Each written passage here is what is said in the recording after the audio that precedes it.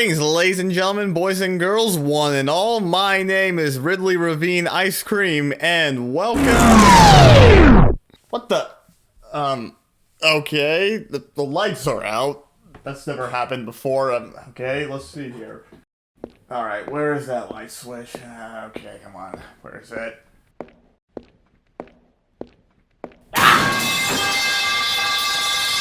I found it. Yeah, you'd be surprised how hard it is to wander around in the dark. Okay, where's that light switch? I think it's over here.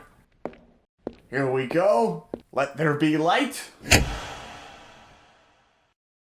Oh. Well, that's fitting because today I wanted to talk about Five Nights at Freddy's. A simple indie game where you play as a security guard working the night shift and hide from killer animatronics wanting to stuff you inside an animatronic suit while trying not to run out of power. Coming out of nowhere and absolutely blew up back in 2014. Everybody I knew was eagerly awaiting Smash 4's release that December, but in August of 2014 the first Five Nights at Freddy's game came out and absolutely became the talk of the town very quickly while we eagerly await Smash 4's holiday release. Everybody was talking about it, sharing videos of their favorite YouTubers freaking out to one of the game's many jump scares, uncovering and theorizing about the lore. Merchandise slowly but surely came out afterwards. Years later, there were books written by the game's creator, Scott Cawthon, tons of video game sequels, and even most recently, the franchise has gotten 2 feature-length films, making Five Nights at Freddy's easily one of the biggest indie franchises since its initial release back in 2014. How does something like that happen? Well, for one thing, you start by mastering the core concept of game design and development: iterative feedback, where you test an idea, get feedback, and act on the feedback. Originally, Scott Cawthon created a point-and-click games like the bright, cheery, and colorful Chipper and Sons Lumber development that failed to capture an audience, with many stating the characters looked less like cheerful beavers and more like creepy animatronics. It may seem harsh and disheartening, but Scott Cawthon took the feedback and used it to his advantage by making it the basis for Five Nights at Freddy's, by embracing the creepy characters to make a horror game with killer animatronics set in a pizzeria restaurant. Scott Cawthon managed to turn his weakness into a strength. Now, the creepy character designs can thrive in a proper horror environment. And let me just say right now, Scott absolutely nailed the horror environment and atmosphere. The original FNAF is still one of his strongest outings in this regard. There is harsh lightings, moans, creaks, and other noises combined with buzzing from the lights.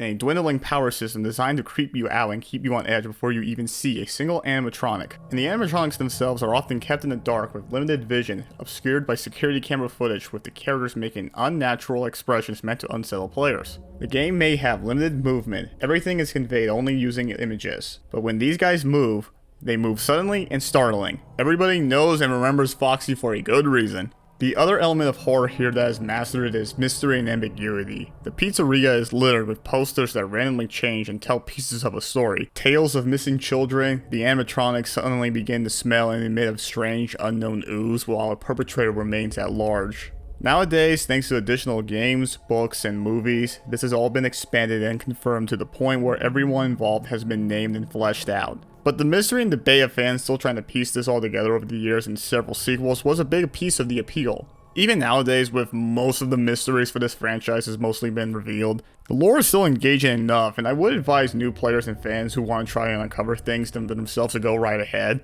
It's much more fun just trying to uncover the mystery for yourself rather than just looking up the answers. It's a big piece of the fun, I would say, whether it be through the games or the books. Was that the bite of 87? Which, speaking of, I should probably start talking about the gameplay. This is a video game after all. Aesthetics and atmosphere is a big part of a horror game, but what you do to survive the horror is equally important. Okay, so as I said earlier, you're a security guard working the night shift. You start at midnight and work until 6 AM, utilizing the security cameras to keep track of Freddy and the gang, and shutting doors if they get too close to keep yourself safe from the animatronics in the meantime. Why do you want to keep Freddy and his merry band of misfits away? Well, according to the game, They'll most likely see you as a metal endoskeleton without its costume on. Now, since that's against the rules here at Freddy Fazbear's Pizza, they'll probably try to forcefully stuff you inside a Freddy Fazbear suit. Now, that wouldn't be so bad if the suits themselves weren't filled with cross beams, wires, and animatronic devices, especially around the facial area. So you can imagine how having your head forcibly pressed inside one of those could cause a bit of discomfort and death. The only parts of you that would likely see the light of day again would be your eyeballs and teeth when they pop out the front of the mask.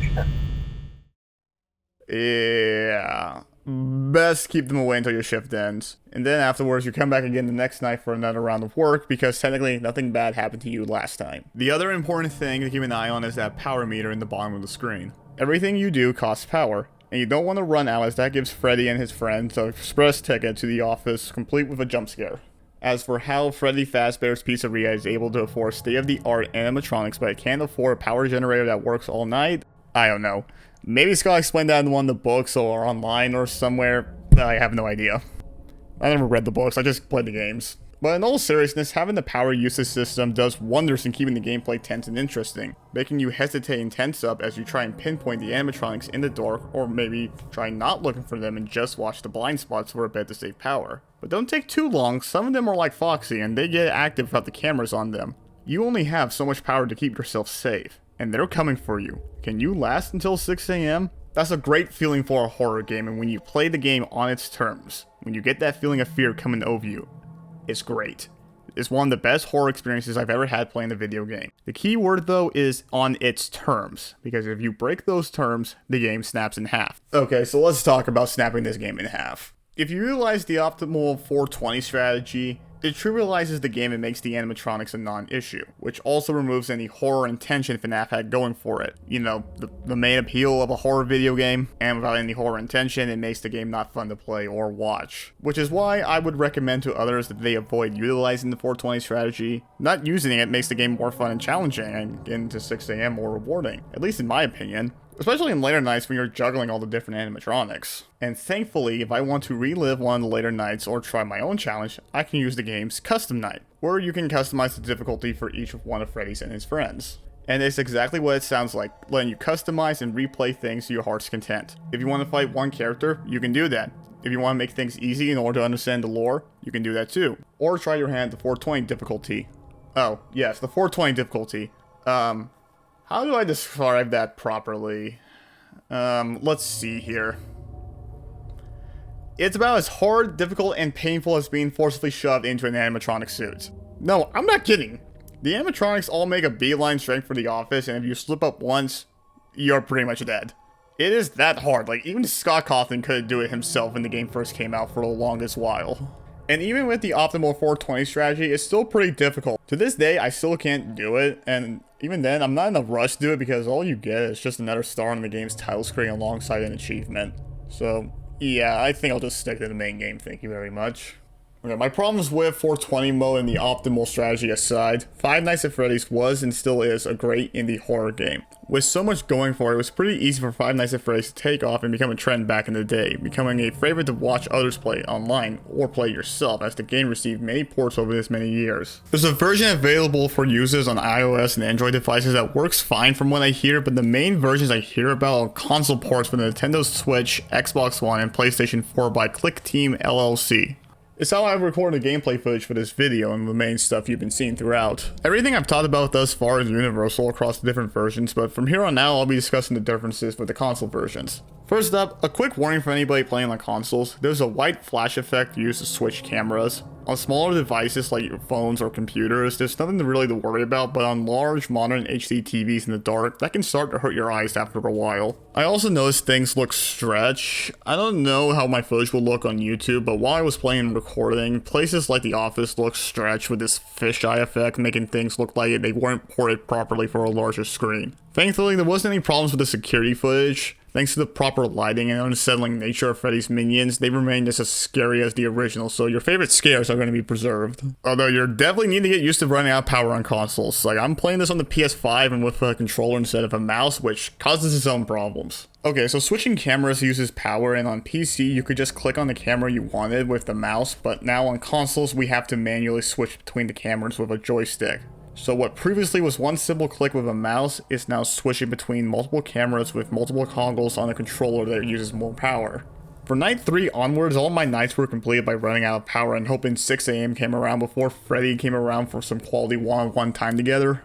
And this was still occurring even after I started using the optimal 420 strategy of only using the camera to check on Foxy and Freddy's. So, if you're playing with a controller, be wary of the extra difficulty. The console version was patched to allow for mouse and keyboard options. So it is possible to recreate the original PC experience, but that requires some extra hurdles. I know Xbox allows for mouse and keyboard to be hooked up with Microsoft also making computers, but to my knowledge, PlayStation and Nintendo don't allow that without some third-party peripherals. These versions also cost more. Even now at this time of this recording, the original Five Nights at Freddy's on Steam goes for about $5 US, while on consoles it goes for around $8. I do see the FNAF games go on sale regularly on the PlayStation Network, so if you can, try and get it when it's on sale. Because I'm sorry, but adding some extra cheats for console users isn't enough to justify raising the price. Part of the appeal of the original Five Nights at Freddy's was the low cost, so even if the game didn't jive well with you, it wasn't too costly so you weren't losing a lot. I also ran into a couple of glitches. Phone guys' calls would often get bugged and not played when starting up at night. It wasn't anything game breaking and they were able to be fixed by going out to the menu or restarting the game. But do be careful about that if at the start of a night it seems like nothing is happening. But other than that, it's pretty faithful to the original game on Steam and still has the original secrets like that noise you get for clicking on poster in the office. You can't really go wrong with the console versions of FNAF 1, just be aware of the differences brought about through the porting, and maybe get when it goes on sale. Alright, I think that's going to do it for FNAF 1. Yeah, I'm sure this seems quite quaint after the 2 long videos I made, but this is a short game, beatable in only a couple of hours, but it also means it doesn't overstay its welcome. No matter what version you play on, you have multiple options and systems to play on, you can't really go wrong with any of them. Although, I have to ask, how is it we never get Five Nights at Freddy's for the Wii U? I mean, having to look down the gamepad for the security camera and look up at the TV screen seems like a match made in heaven for this franchise. The closest thing we ever got was that Star Fox guard game that was bundled with Star Fox Zero. And, well, it's fine in its own right as a tower defense game with the gamepad, but it isn't Five Nights at Freddy's, I'll tell you that much. Five Nights at Freddy's really is in a class of its own. What Scott Cawthon achieved here is truly remarkable and unique for any game or developer. Taking feedback to heart and using it to his advantage by transforming a shortcoming into one of his greatest attributes is phenomenal. And if you want to be a content creator of any field, it's something you should learn to do. It's why I always ask for feedback at the end of my video so that I can improve things, not just for myself, but also for you guys to enjoy. And for Scott Cawthon to master that so quickly, it turned him into an indie star game developer overnight and launched a new franchise. He should be very proud of what he accomplished here with Five Nights at Freddy's. I don't think I've played any horror game, let alone any game like Five Nights at Freddy's. I can't stress this enough, there is a massive difference between watching somebody play Five Nights at Freddy's and actually playing the game yourself. It may not look like much watching, but if you immerse yourself in the atmosphere and ambience, play it as intended, there is quite nothing like it. And I think everybody should play it at least once. So what are you waiting for? Come on in, spend a night or two with Freddy and the gang. Alrighty, I think we've reached the end of our time together for today. I want to thank you all for taking the time out of your day to watch this video. Let me know what you think about it down below. Let me know what you like, what you dislike, subscribe if you did. Any feedback is helpful and greatly appreciated so that I can continue to improve my videos for you guys to enjoy. I want to thank you all for being a wonderful audience, and until we meet again, I shall bid you adieu.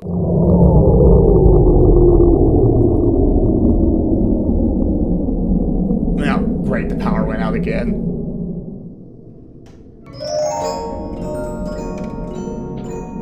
Oh, hi there, Freddy, buddy.